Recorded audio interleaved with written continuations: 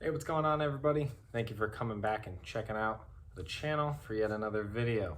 Now in today's video, it's a little hinty hint. We're gonna be playing with we're gonna be swapping out the gauge cluster in Gemma. I think I've previously mentioned before that I actually picked up a 23,000 mile manual 2004 W40 package gauge cluster that I want to swap into my GTO.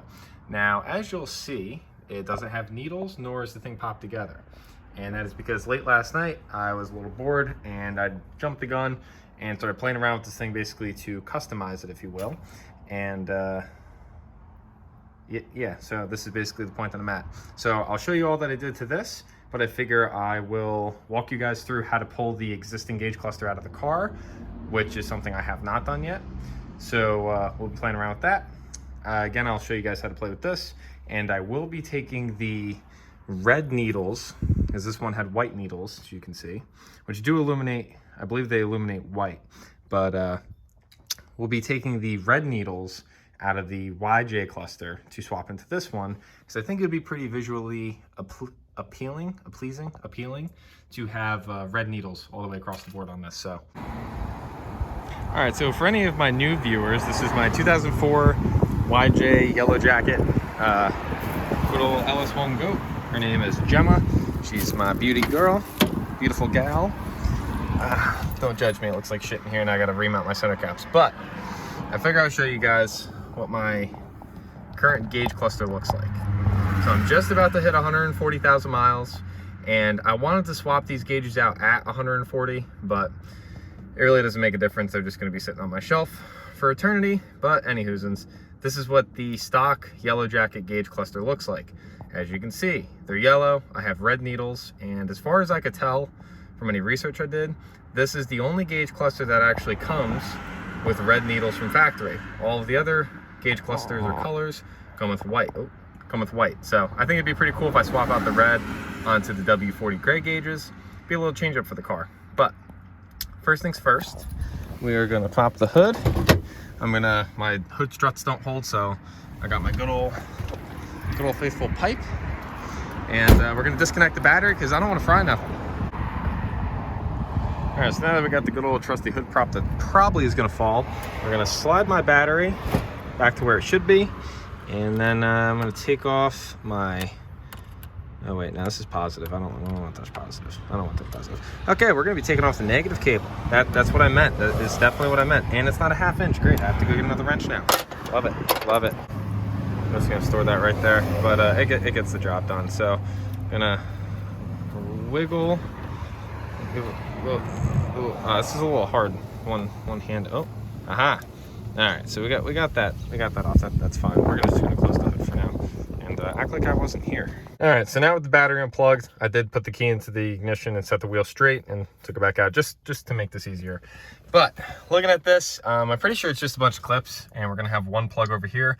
I'm hoping I can just swing the bezel out of the way, but if not, one plug really isn't the end of the world.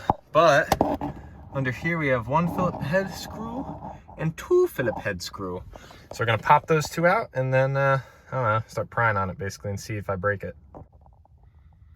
All right, both screws are out, so I'm just going to, oh wow, that's actually a lot looser than I was expecting. Okay, just going to gently start prying from corners and, oh, okay. Okay, we're almost there. Oh, all right, we're out. You know, yeah, I'm definitely gonna unplug the fuel button so I don't break nothing. All right, that piece is there, and now we're here. This is the plug for the fuel, you know, for the fuel door. It would be pretty cool to relocate this at some point, maybe put gauges here, you know, on each side of the bezel. I have seen people do that before. It comes out pretty cool. But yeah, I don't know, I might buy a second one because you already know me. You know your boy, I'm gonna mess it up. But we have 4 screws total, one here, one there, so 2 that are easy to get to. And then let's see, and I got one here and one here. So basically pop those 4 screws, and then I believe it's just one plug at the back of the cluster, and then it comes right out. All 4 screws are out. So now we just yabba dabba grab. All right, so I'm gonna tip it forwards towards me to get the top 2 tabs out. And just gently wiggle Gently wiggle, very gently, because I don't want to break these because I don't have money to buy another set. All right, now I pull this up and out, up and out. Oh, that's so weird seeing the inside of this dashboard. Like I said, we have one plug at the back of this. All right, and I am gaugeless. Yay! Yay! So, cool enough, this is actually called Devil Yellow. I think that is awesome. And I love seeing the Australian stickers on these cars. I think it's the coolest thing. But basically, that's what all your little things look like. And essentially what I had to do to get this connector off, because it's a very intricate connector. As you can see, it looks like this, has a shit ton of pins. And if you look at the back here, there's this black thingy, which is what I had the first pop. This thing's actually, originally it's, you know, down here like this, but you basically pop that forwards and then I can come out. And I didn't actually have it popped all the way, so I think that's why it was kind of fighting me on the way out. But yeah, I believe it, you know, you pop all the way, then you can pull it straight out. And when you go to put it back in, pull it back and you lock it in. And so for anybody that wanted to see, it's a little side-by-side comparison of the colors. And like I said, the only thing I really want off of the yellow gauges is the red needles versus having the white needles, which look like that were off the gray gauge. So first things first, I want to pop off the, I guess the acrylic cover. I did break one of the tabs off this one, so if I can get that one off easier and I don't break anything, I will swap that cover onto there. If not, the one tab that was an absolute pain in the ass is the one that broke. I'm not even going to be mad about it. You can see all the little tabs basically all the way around this to get to the inside. Now the front piece has its own 1, 2, 3, 4, 5, 6, 7, 8, 9. There's 9 tabs around the outside for the front piece. 1, 2, 3, 4, 5, 6, 7, 8, 9, 10. And there's 10 clips for the, I guess, the surround sound piece, if you want to call it that. I'll show you when I go to pop together, but you're aiming for the 9 clear ones. So the easiest way, I figured this out last night at least, and it was a lot less sketchy because I was doing it on the carpet in my room, and I don't have the counter space at the moment, but basically what you want to do is I'm going to try to be very gentle of all these tabs. I hope I don't break anything. Like I said, I'm really not planning on swapping this back into the car, so it's whatever. But basically what you want to do is, you see these, I'm going to aim for these two because they're the easiest. I'm going to push both of them in, and the way I am sitting or standing is up. Basically get them popped. And then from there, I'll just keep one of them pushed up, and I'll continue my way around like that. And the side one is what I broke. So now you can see, Jesus Christ. Now you can see I got these 3 popped, and this one is still down. So I will also pop this one just to get my bottom basically done. Now I can get my, ow, fuck, that hurts. I can start to get my finger in there. So then what I'll do is I'll go to the top. Same deal, push on 2.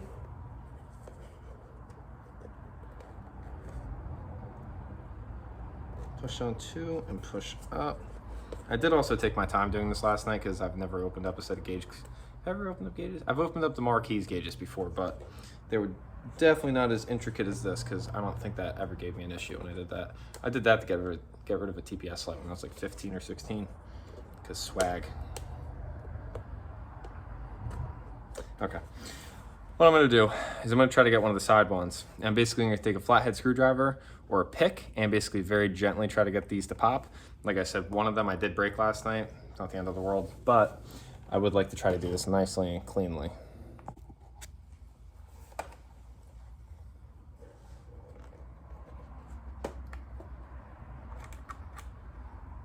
Ta-da! Now I only broke one, and funny enough, I actually broke the same exact one. See that there compared to, it's supposed to look like that, or I guess it's supposed to look like that technically. It's the side one. I broke the same exact one last night on the gray cluster, so ain't the end of the world. Now at least I have a spare cover that's identical and probably has less scratches on the gray one, I would think, but put that aside. So now, and I'll flip around to the other camera, but now I can touch everything. All right, so now that we got the clear cover off, and here we are, like I said, I can basically touch the inside of everything now. Also, to note, these do spin. So what I did on the gray cluster before I took the needles off, because all I'm looking to do is take the needles off. Take the needles off of this and swap it to the gray. So what I'm gonna do, at least this is what I did for the gray one, and I hope I didn't mess anything up, is very gently I turned all these down, basically as far as they could go, so that they're at stock, you know, off values, if you will. All right, so those are still down. And then basically you pinch it and you just try to wiggle it up. Not really wiggle, but try to pull up as straight as possible without breaking anything. I have heard through the grapevine that these green LCD screens are like glass. So if you break it, you're basically screwed. So I'm gonna try my hardest not to break them. All right, so far I got the RPMs and the speedo. I got the red ones, which funny enough, they're actually just clear and they have a red strip on top. Oh my God. So that's cool. But I installed the white ones on the here. A, they actually do look pretty sweet, but B, I just wanted to see how the install would go with this. So basically what I had to do, and like I said, before I took these off, I gently tried to spin it all the way. As you see, it'll move this way, but it will not move that way anymore. So comparing to like an old picture, you know, right before I took them off, you gently go to put the needle back on, and then as you're coming down, I gave it like a little gentle spin just to make sure it was all the way backed out like it is here, and then just push it on, and like I said, now you're bottomed out here. Same with this, and you know, basically we're good to go. Now I don't know if spinning these is actually gonna mess anything up in the cluster. I'm really not trying to spin them, but just the ever little, so slightly movement, just to make sure that it should be where it's supposed to be. We're gonna air quote that because I might be doing this wrong. I really don't know. But now for the little trickier ones is going to be these, because they have the screens right next to them. So, and I already tried pulling them, honestly, they're really hard. And I did split my thumb open today at work, so it's a little bit more of a pain in the ass. But again, pinch, we're basically pinching and just trying to pull up. All right, and there you have it. Now I got white needles on my yellow jacket, yellow devil, supposedly called gauges. So now those are retired. Those will go on a shelf somewhere. Maybe I'll put them in a case too. Now, time to play with these. All right, so like I said, I'd already basically taken these apart last night and I already played with them last night. So, like before, we have our acrylic cover. At least I'm gonna call it acrylic because it looks acrylic. And then, like I said, there's an additional 10 tabs in this, I'll call it this round piece, you know, the cove, we'll call it, whatever. That pops off as well. And then you basically get down to your gauge faces with your needles, if you didn't remove the needles already. Oh, we also have this piece that goes on there as well, which, again, I already have this thing fully apart. But now, basically, your gauge cover pops right off. That's what it looks like. So as you can tell, I have some colors on there. And you might say, oh, Tyler, why do you have colors on there? Well, I'm gonna show you. So normally looking at this thing, right, looks pretty damn normal. Now you already do see color on like 5 and 6, but that is because light's coming through it. But in normal daytime with something actually behind here and not having any LEDs on behind it coming through, it looks like a normal gray gauge cluster, right? The only thing that's gonna stand out is the red needles, which I like because it looks normal and looks sleek. But if I take my light and I shine it through it, now you can see the 7 lights up red with the red line. It's kind of hard to tell, but 6 is orange, and then 5 is yellow. And I also did color in the little ticks on the RPM band just because I think it looks cool as well. So it adds a little pizzazz to the RPM band. And again, this is only when the lights are on. Basically only when your lights are on the car, because that's when it turns on your gauge cluster lights, right? And then for the RPMs, I added where it says times 1,000, I added the red X. Over on the cooling gauge, I added 2 blue ticks to match the 2 red ticks from factory for holding, you know, hot and cold. I colored in the little logo a little bit as well, just to add some pizzazz. And then I'll show you on the other side. I didn't really do too much else. And then over here, I put 2 green ticks for fuel, and then I partially colored in the little fuel picture. Just like I said, added some pizzazz, kind of spread the pizzazz evenly across the gauges. And yeah, I don't know, it's kind of weird holding this thing. But you could order a different one of these with different colors and whatnot. I forget the name of the website, I'll have to look it up, but I think it was like 120 bucks. I don't know if that's before shipping or what, but you can get like, you know, a black Monaro one, or you can get a bunch of random shit. So again, this is my cheap gauge customization, if you will. Now I literally used a red Sharpie, an orange Sharpie, a yellow highlighter, red Sharpie again, a light blue Sharpie, and then a green Sharpie and another red Sharpie. That's all I use, just basic household shit. And with the way that this thing's going to be trapped in the gauge cluster, I really don't see how this could ever really wear or come off. Nor do I really think it's gonna hurt anything. Like I said, it's more so just to be visually appealing, the aesthetics. And then this is basically what the board, or the main piece of your gauge cluster looks like behind your overlay. So there's just a bunch of LEDs and your 3 LCD screens, which looks cool, but I don't want to touch any of that. So what I'm going to do now is we're going to start assembling. So I'll gently blow on this, try to get any dust or hairs off of it, slap the overlay on, blow that off, and then start slapping all this stuff together. And also to mention, there is 3 little tabs, you know, each corner and then one up top, like little, you know, nipples or titis that line up this overlay inside of here. And there really isn't much wiggle room, so it's not like you can really get it out of a line, you know, out of alignment. So like I said, we're going from this, and then this piece also has like little titis on the bottom, which I can see this main one, it's like an alignment dowel that basically pops right on, and then the surround pops on, and then the needles. All right, I wish I thought of this camera setup earlier, and I really hope this doesn't fall onto my gauges, because that would suck. But I think before I do the surround and I actually have to clip anything into the, you know, the main body of the board, I figure I'll do the needles first, just so they don't get mumble jumbled around. So I'll start with my, you know, I'll just work my way across the board. So again, all we're gonna be doing, I really hope my phone doesn't fall. I'm going to be gently putting this on. I don't like where I put that, so I'm going to pull it back up.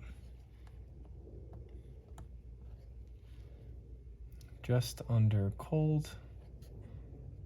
All right, that's right about where I want to be, and then I'll push it down. And as you can see, we're basically right under cold. Push it down all the way, and I try to gently spin it back. It doesn't go anywhere, so that's good. We're going to do the same exact deal with the tack. Pop that gently on there.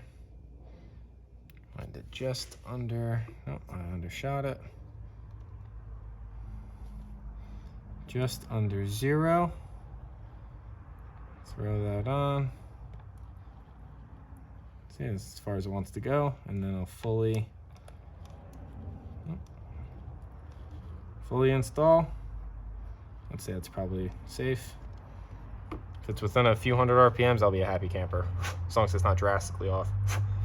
So that's how we install the needles. So now what I'll do is, I guess I'll pop the cover, you know, I'll pop this piece on. I can see all the, you know, line up spots. I need to gently walk this in, kind of around town. Back here, there. Make sure everything's seated as it should be. All right, now the final step is going to be very gentle cleanup. I'm probably gonna take a microfiber that leaves behind no residue whatsoever and very gently kind of just dust in here. You could probably get away with compressed air. If I have any, I'll use it, but I don't think I do. So I'll just gently wipe some stuff off and then throw in the acrylic cover and we're done. All right, so I actually do have a little bit of air in my compressor, so I might as well very gently try to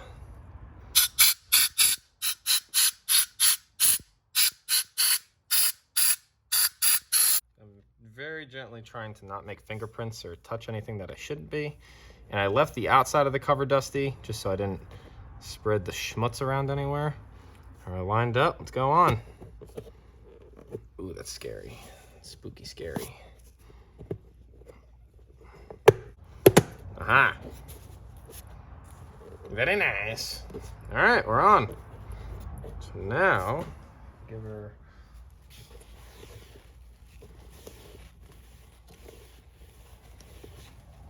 Boom.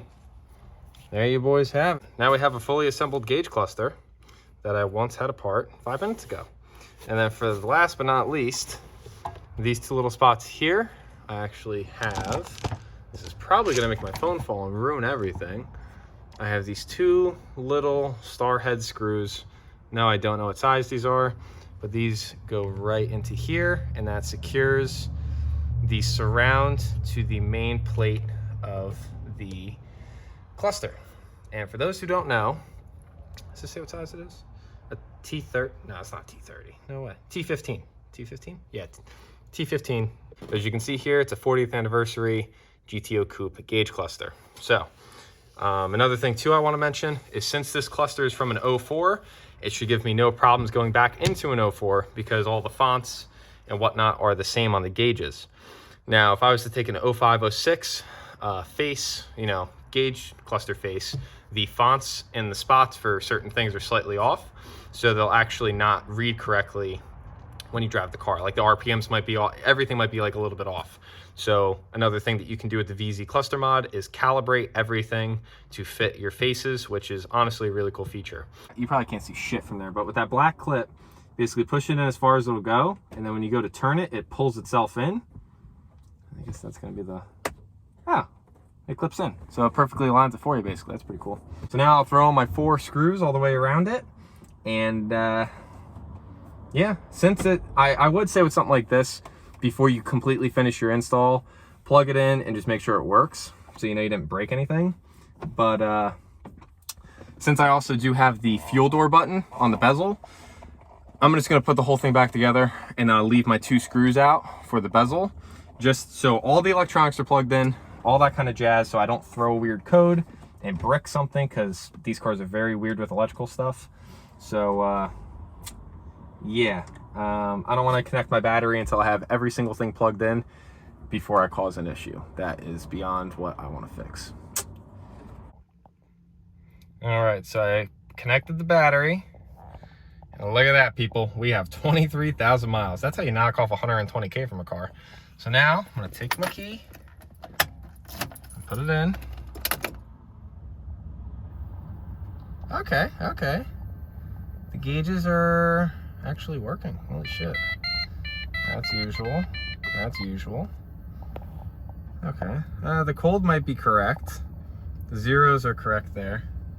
And then fuel sounds about right. So let's move my favorite tools. Let's just throw it up there. All right, let's see what happens.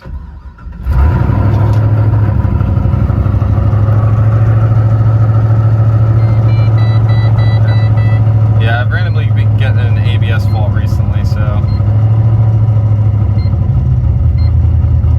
Now what I'm really curious to see, which might show up better at night. Yeah, you actually can't see. Oh yeah, you can't see shit in the daytime. Okay, well, I guess we'll resume at night and see how everything looks, but she's looking good so far. I ain't mad about that. All right, I don't know what the reflection is that, okay, well, I guess I'll just have to hold it by hand. I got eager and I pulled the car in the garage. So basically this is with the lights off, and that is with the lights on. You can actually see the LCDs are very vibrant, which is awesome, because that means that they're probably not gonna die anytime soon. The red needles just look sweet. The X on the, you know, the RPM times 1000, that looks pretty cool to me. I do think the 5, 6, 7 on the tack, I feel like that does look pretty cool. Probably would have been better if I did like 1 or 2 notches orange, but I feel like you still get the point. The coolant, and you know, I feel like that looks pretty cool. And again, the one thing that I was a little worried about was how janky the little red gas with the red handle with the green arrow would look. Not the biggest fan, but honestly, definitely looks cooler than a stock one, and I just love seeing 23,000 miles. I wish the car had 23,000, and I wish that it was worth a car that had 23,000, and I wish I had a GTO with 23,000 miles. All right, so the car's been running for a little while, and I think she's kind of tapped out. I'm sitting at 181 degrees on the coolant temp, so I'm going to look up and see if GTOs usually run at 180. So that's cool. Like I said, I think the fuel is decently accurate. I'll have to fill the car temp pH, we'll see that when we actually drive it. The speedo does seem to be pretty accurate, or sorry, the tach seems to be pretty accurate. And then it looks like I did get the coolant gauge, or the temp gauge. I did mess it up a little bit. Like I said, usually I was sitting one tick before the middle one, and now I'm, you know, closer to the middle one. So not the end of the world. This is just a little test I wanted to do to see how far everything was off. But I'm a happy camper, man. Seems like everything's good.